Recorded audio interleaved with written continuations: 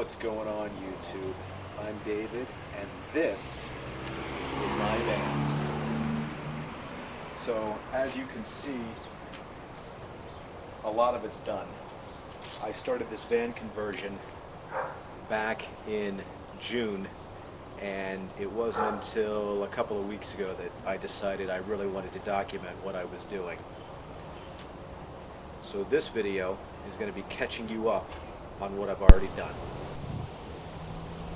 The very first thing that I did was enlist a good friend of mine, Gail, to come help me put on a ladder on the back.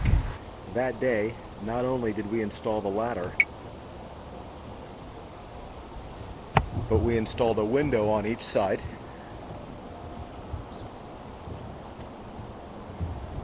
as well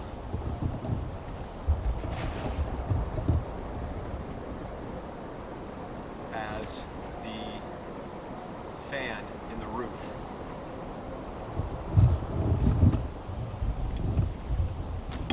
I'll tell you what, it freaked me out a little bit cutting a hole in my van.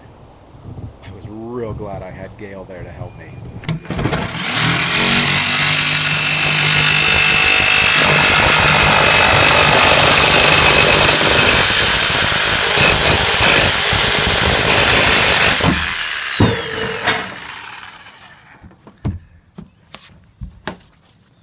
There is a hole in my van.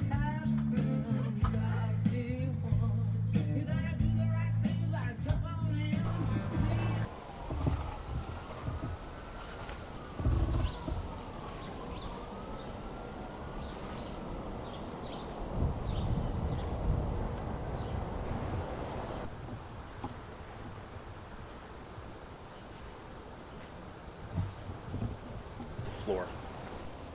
So the van came with this plastic floor, which I really liked, and I have seen other people, their vans came with plastic floors, and they actually pulled them out and used that as a template and then put everything back in.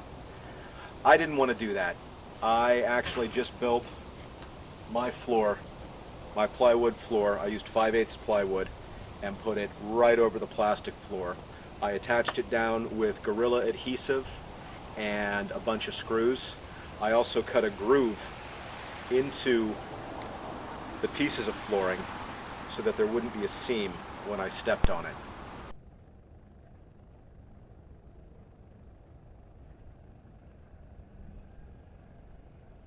The next part of the project was to insulate the inside.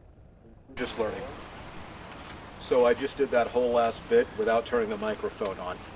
Hey, I'm just learning. So the next part of the project was to insulate the inside, the walls, and the roof, and then hang up my framing. I quickly learned that nothing in a van is square, nothing in a van is straight. All the walls curve. So I had to overcome and adapt. It took me a long time to kind of figure out what I was doing. If I was doing it a second time, I'd probably have it done in a day rather than the close to 3 days that it took me. After that, I decided to build my bed. I went out and got myself a great big piece of 2x10 and cut it down to size. I made my measurements, and I went ahead and I attached it with sheet metal screws into the center rib right along my van. After that, I built a bed frame, put the bed frame on top. So I had 2 weeks off work where I was able to do nothing but work on the van. When I originally requested the time off work 8-9 months ago, I was going to take my kids up to Canada. We were going to go and do a 7-day canoe trip out in the outback of Canada. Unfortunately, right now, Canada's closed, so we couldn't. So I decided to take that time and work on the van. Next, I put in the ceiling. I opted to go with cedar on the ceiling because it's naturally antimicrobial. If it gets wet, which, come on, this is a van, I'm sure it will get wet at some point. you're not going to have the mold issues that you can have with like a pine board. So it is a little more expensive, but I went with a very, very thin cedar paneling for the ceiling, and it has the added bonus of smelling like cedar, so it smells great. While I was installing the ceiling, I had to run the wiring for the lights. After I got the insulation and the framing done, I decided to work on the upper cabinets. Now, I've built wall cabinets before. It's something I really enjoy doing. I really enjoy carpentry. I would rate myself at an amateur level, but that's neither here nor there. These were some of the toughest cabinets I've ever had to build. Like I talked about earlier, nothing is square, nothing is straight. So it took me probably 2 or 3 hours to actually figure out exactly what I was doing and how these cabinets were going to get built with nothing square on them. As you can see from the photos, I ended up cutting out the back first and working it out from there. I had to have my buddy, who lives across the street, come and help me install them. It's good to have great neighbors. After I built the upper cabinets, I decided to install the furnace. This time I was cutting through the skin of the van without anybody else there. I'm not gonna lie, it freaked me out a little bit. I had to build a platform to get the furnace up off the ground, and I also had to make sure that my measurements were right so that I had enough airflow around the furnace and enough space around the furnace for what the specifications of the furnace called for. Initially, I was going to build drawers over the furnace, but I decided I wanted to be able to fit 3 people while we were eating. So I knew there was going to be a double bench going in on the driver's side, so I decided to build just a single seat over on the passenger side for the dinette. Over that seat is an extender for the countertop. After I got the windows and the fan in, it was time to run some electrical. I bought 2 175-watt flexible solar panels and mounted them on the roof. Then I drilled a hole down in through the top of the roof and ran my wires down. Now, I am not an electrician. Fortunately, I've got another neighbor who is.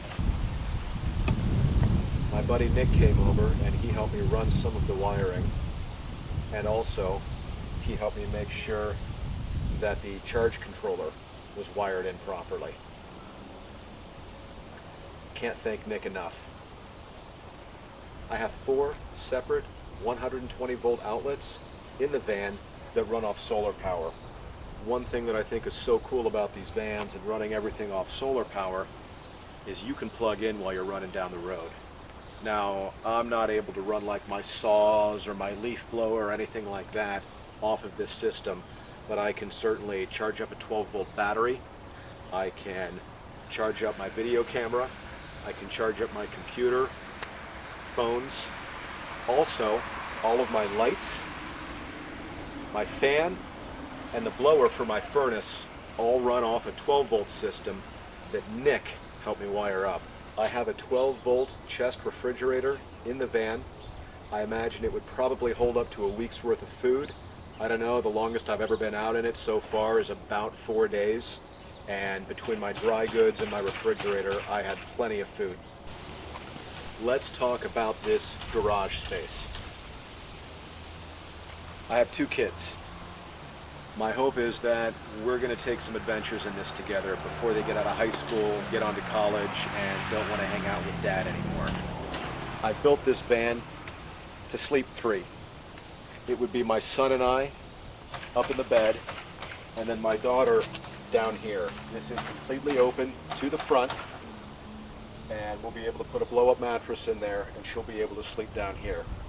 I've slept in here one night when I had a buddy and I. We were doing a backpack trip together, and we drove the van out and slept in this the first night. I slept down here. It's plenty enough space. I was comfortable.